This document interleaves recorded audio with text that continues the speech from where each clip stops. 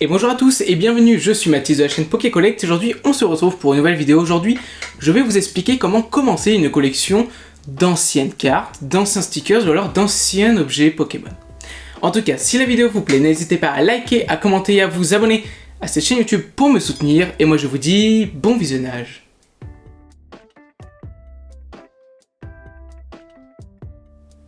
Premièrement, nous allons parler des cartes Pokémon anciennes. Alors comme vous le savez, il existe en ancienne, on va dire, deux grosses catégories. Le bloc Wizard, qui est le tout premier bloc qui existe de Pokémon, et le deuxième bloc, le bloc X. Ces deux blocs sont assez différents les uns des autres et on va savoir pourquoi. Premièrement, vous souhaitez débuter une collection d'anciennes cartes et vous n'avez pas un grand budget. Directement, je ne vais pas vous conseiller du français. C'est parce que le français, c'est assez dur en fait. À l'époque, le français c'était une langue qui était un peu limitée entre gros guillemets. Et aujourd'hui, l'ancien Wizard en français, c'est très dur à trouver et beaucoup plus cher. C'est pour ça que je vous conseille le japonais ancien. Les cartes japonaises anciennes sont pas extrêmement chères et souvent très jolies. Je trouve personnellement, le dos des cartes est très joli. Et donc je peux vous conseiller, si vous n'avez pas un énorme budget mais vous voulez quand même avoir le sentiment d'avoir des anciennes cartes, commencez par les japonaises. Ensuite, si vous avez un budget normal et que vous voulez commencer une collection d'anciennes, on peut vous diriger cette fois-ci dans le bloc Wizard. Le bloc Wizard, c'est le tout premier bloc qui existe de Pokémon, ainsi que la plus grosse série jamais faite, parce qu'elle est ultra connue et ultra chère actuellement, le set de base. Alors le set de base, personnellement, je l'ai en complet, en édition 2, et pas trop en complet, mais en noté, en édition 1. Le set de base, édition 2 en tout cas, vaut pas extrêmement cher. C'est-à-dire, avec des états moyens, vous pouvez terminer la collection d'édition 2 à un prix moyen. C'est possible, il faut juste trouver les cartes. Je peux vous conseiller par exemple Vinted ou alors eBay. Et vous pouvez vous référencer directement sur Card Market qui permet de voir la cote des cartes suivant les cartes qui vous intéressent. Le set de base, c'est le tout premier bloc. Donc c'est vraiment le premier bloc qui existe en France et même en Europe et aux États-Unis. Donc si vous voulez commencer une collection d'anciennes, le set de base est fait pour vous.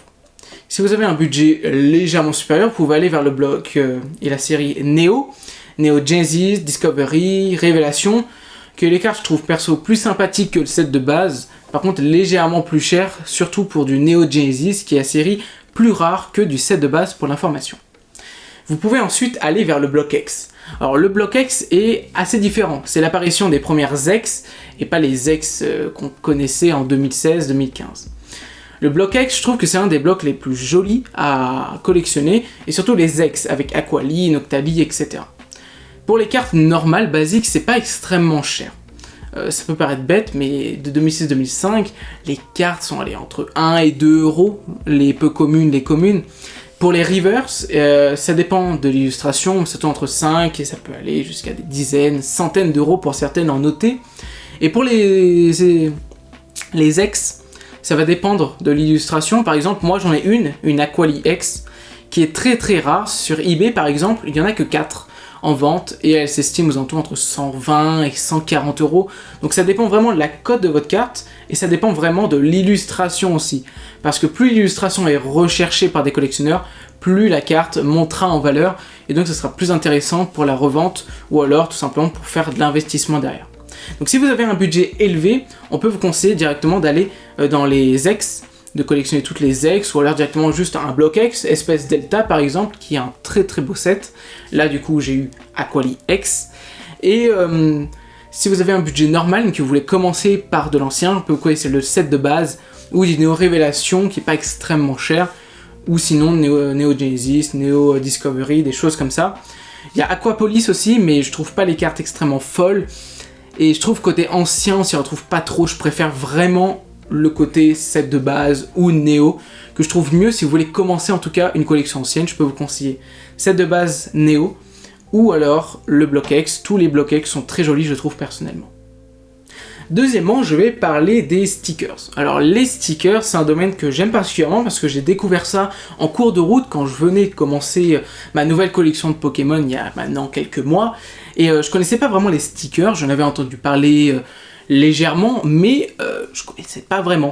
Jusqu'à que je découvre Artbox et Topps. Donc j'en avais déjà parlé dans une ancienne vidéo, je vous la mets juste ici. Parce que je trouve que les stickers c'est important à collectionner. on collectionne que les cartes actuellement. Et donc je trouve que c'est cool de aller un peu partout, aller dans les stickers, des choses comme ça, parce que ça change en tout cas. Et je trouve que c'est mieux pour la collection d'avoir autre chose que des cartes ou des choses comme ça.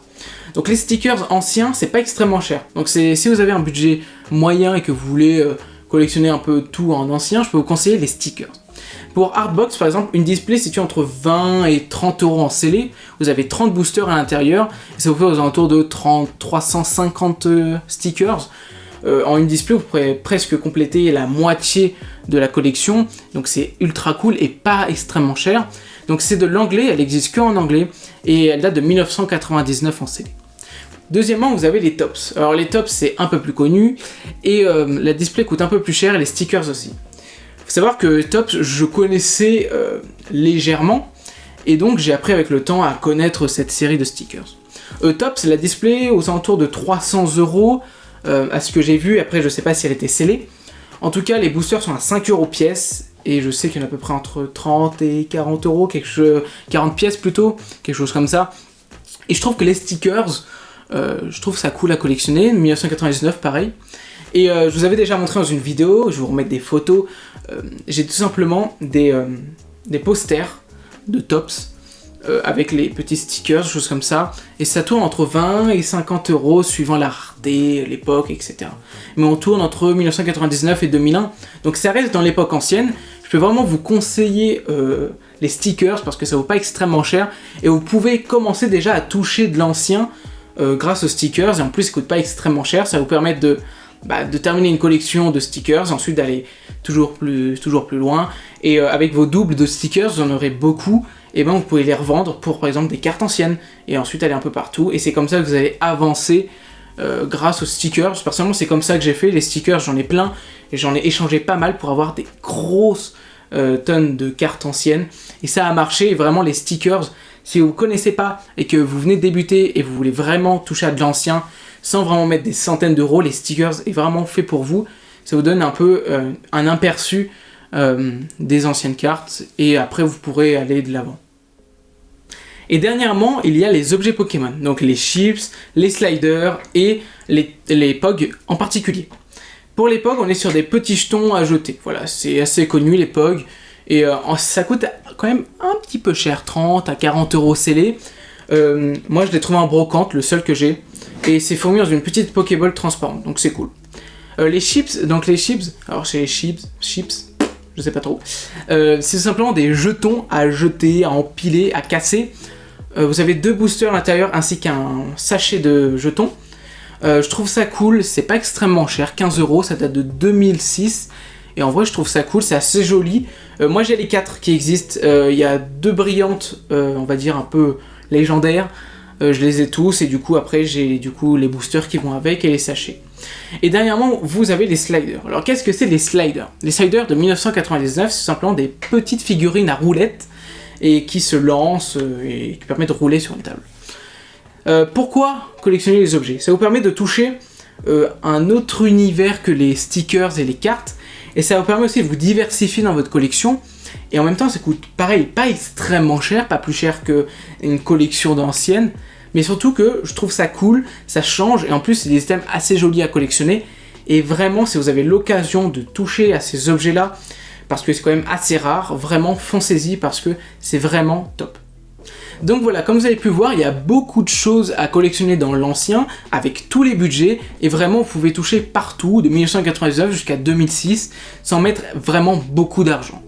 Donc pareil, si vous venez de débuter, que vous avez des questions, n'hésitez pas en commentaire, j'essaierai d'y répondre. Moi c'est comme ça en tout cas que j'ai eu ce que j'ai actuellement en ancienne carte. C'est vrai que c'est dur pour les anciennes cartes, en tout cas les stickers c'est assez facile, et pour avoir par exemple les figurines ou les jetons, il faut chercher un petit peu, mais en cherchant, en trouvant des bonnes choses à prix quand même assez concurrentiel, je trouve que vous pouvez faire une belle collection pour pas extrêmement cher.